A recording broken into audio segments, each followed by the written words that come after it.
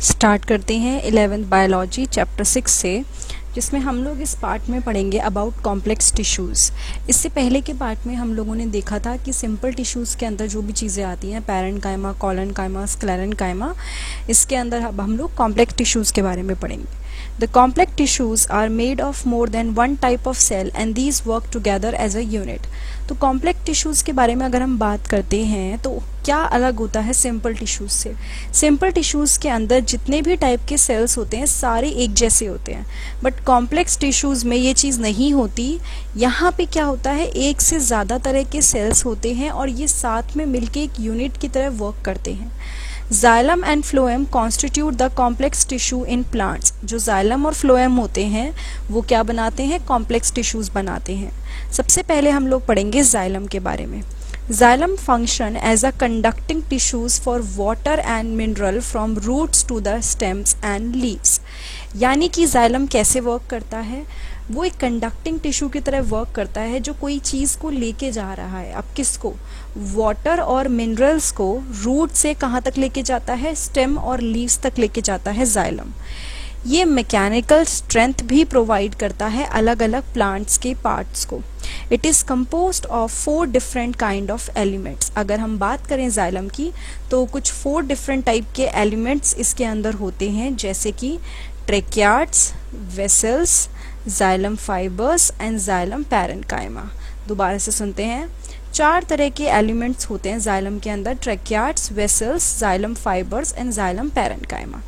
ठीक है, जिम्नोस्पर्म जितने भी होते हैं उनके अंदर वेसल्स नहीं होती उनके जाइलम के अंदर। जैसे कि यहाँ पे हमने पढ़ा ना कि वेसल ये चारों चीज़ें होती हैं, लेकिन जिम्नोस्पर्म के अंदर वेसल्स नहीं होती। तो कई बार ये क्वेश्चन एग्जाम्स में पूछ सकते हैं कि वो कौन सी ऐसी चीज़ है जिसके अंदर आपको वेसल्स नहीं मिलेगी। तो आप NCERT अगर थॉरोली पढ़ लेंगे तो आपको काफ़ी क्वेश्चन तो आराम से सॉल्व हो जाएंगे। Now tracheids are elongated or tube-like cell with thick and lignified walls and tapering ends। अब इसको एक बार हम देख लेते हैं, इसको दूसरे कलर से मार्क करती हूँ।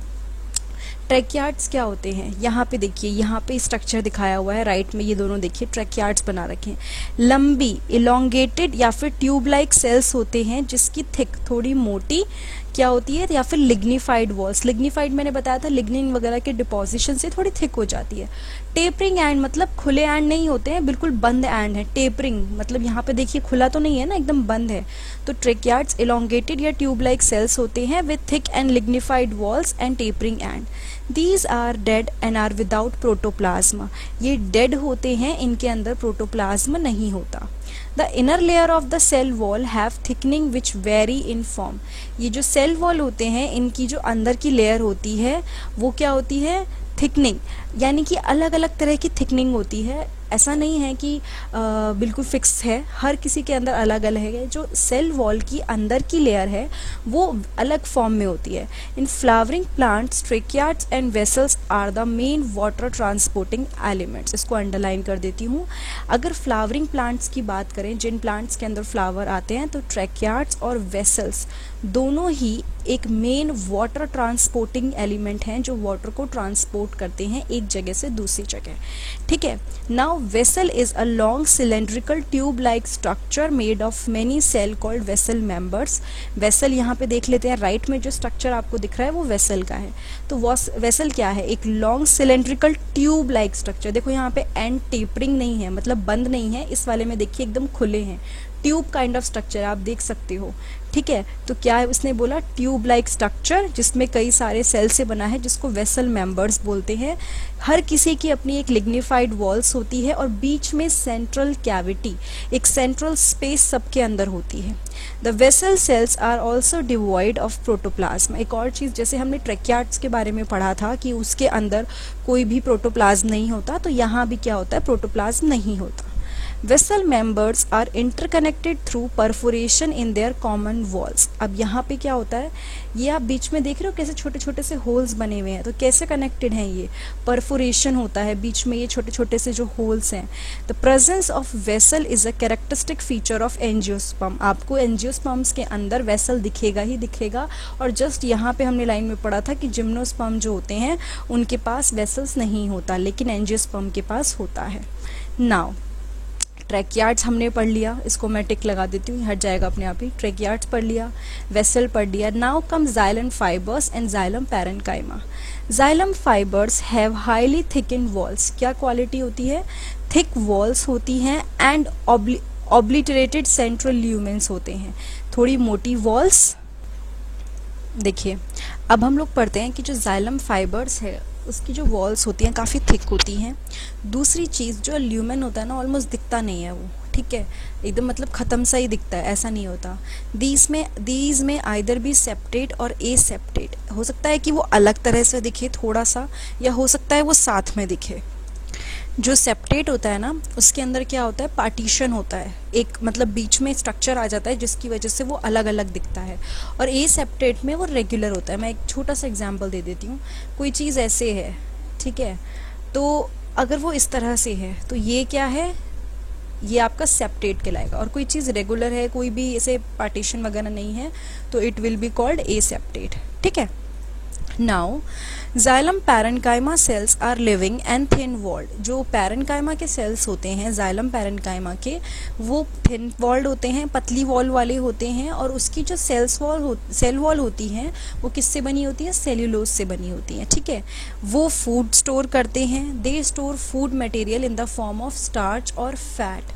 खाने को स्टार्च और फैट की फॉर्म में वो स्टोर करते हैं। And other substances like tannins, कुछ और चीज़ों को भी वो स्टोर करके रखते हैं, जैसे कि टैनिन्स। ये जो आपका टैनिन होता है ना, ये प्लांट्स में एज या ट्रीज़ के अंदर जो एक्स्ट्रा मटेरियल इकट्ठे होते हैं ना, उस फॉर्म में इकट्ठा होता है। आप इसको सर्च करोगे आपको दिख जाएगा, अलग अलग कलर का होता है, mostly brownish kind of. The radial conduction of water take place by the ray parenchymatous cell. जो भी कंडक्शन होता है पानी का, वो किसके थ्रू होता है, पैरेन्काइमेटिस सेल के थ्रू होता है। अच्छा, इसको आगे दिखाया नहीं है, यहाँ पे हमें ए में जाइलम दिखाए हैं और सेकेंड में हमें क्या दिखाया है, फ्लोएम दिखाया है।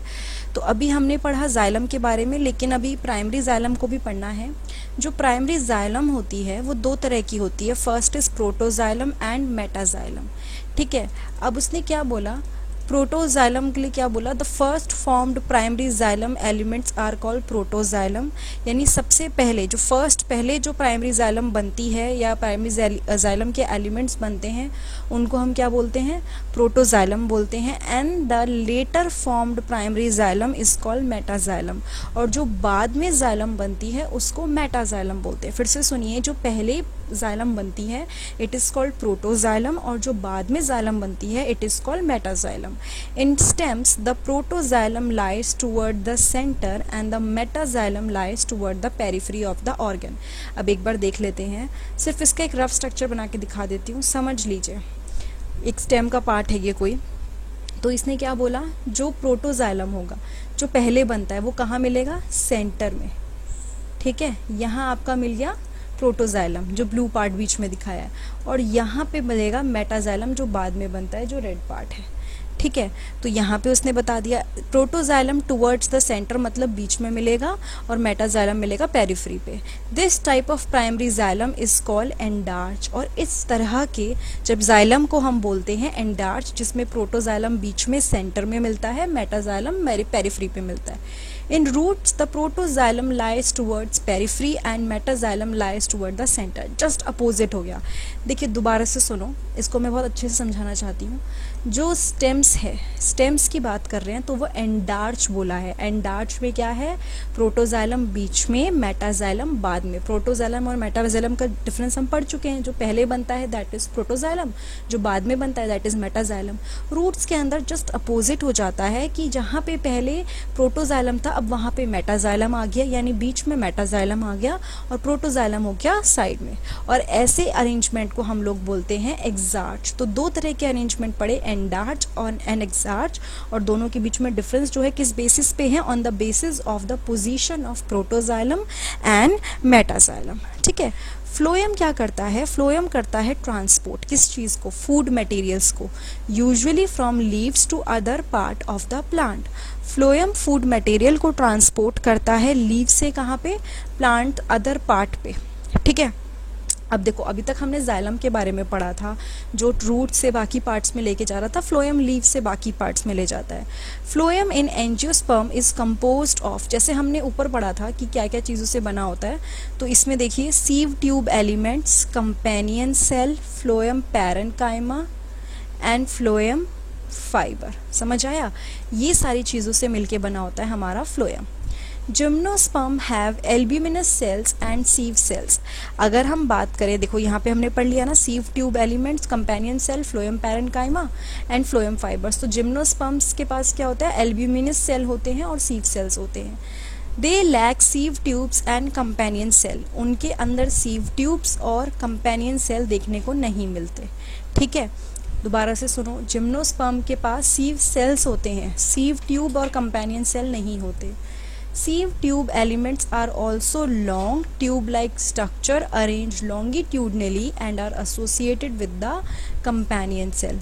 तो sieve tube elements कैसे होते हैं? long tube-like structure है जो longitudinally arranged है, ठीक है, और companion cell के साथ associated है। Their end walls are perforated in a sieve-like manner to form a sieve plate। उनकी जो end walls होती हैं वो एक sieve होल टाइप के मैनर में अरेंज होती हैं ताकि वो sieve plates बना सकें।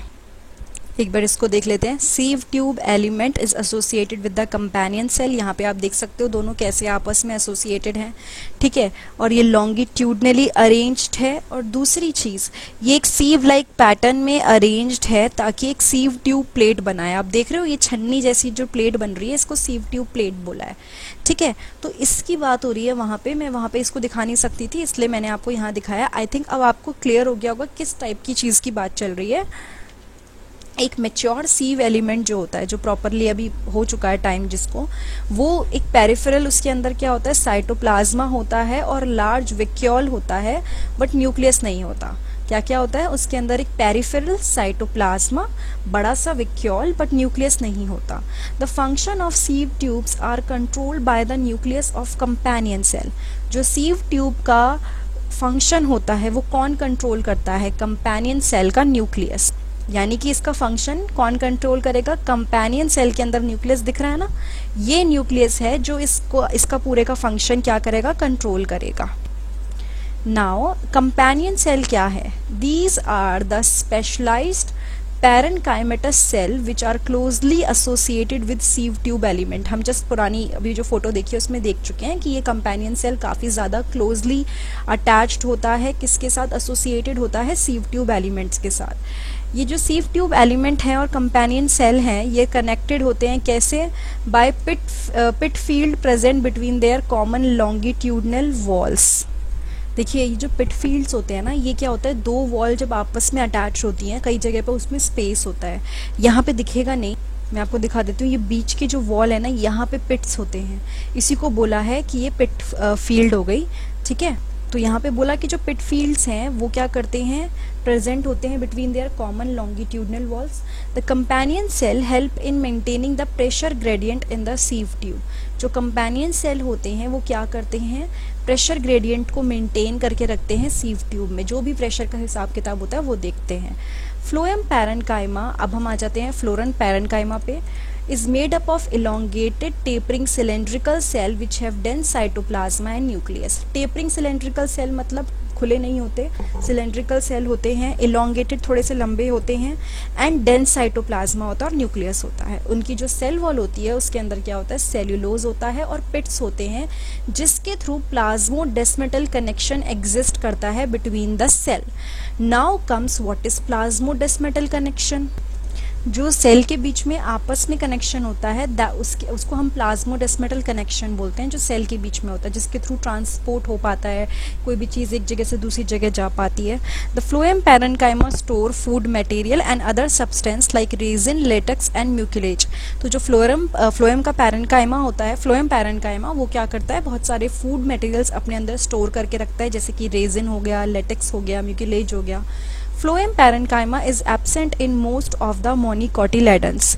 अगर हम बात करें मोनिकोटिलेडन्स की तो उसमें फ्लोएम पैरेन्काइमा एब्सेंट होता है। Phloem fibres are made up of sclerenchymatous cell. और ये जो फ्लोएम फाइबर्स होते हैं किससे बने होते हैं, स्क्लेरेनकाइमेटस सेल से बने होते हैं। These are generally absent in the primary phloem but are found in secondary phloem. देखो ये जो आपके स्क्लेरेनकाइमेटस सेल हैं ये प्राइमरी फ्लोएम में नहीं दिखते बट सेकेंडरी फ्लोएम में ये दिखने शुरू हो जाते हैं। काफ़ी ज़्यादा इलोंगेटेड होते हैं, अनब्रांच्ड, ठीक है, ब्रांच्ड नहीं होते, पॉइंटेड प्लस नीडल लाइक इनके एकदम कोने होते हैं। The cell wall of phloem fibre is quite thick. जो फ्लोएम फाइबर की सेल वॉल होती है वो थिक होती है, मोटी होती है। At maturity these fibre lose their protoplasm and become dead. जब मेच्योर हो जाते हैं तो ये फाइबर क्या करते हैं, इनका प्रोटोप्लाज्मा ये खत्म हो जाता है, मतलब खत्म हो जाता है और ये बिल्कुल डेड हो जाते हैं। Phloem fibres of jute, flax and hemp are used commercially.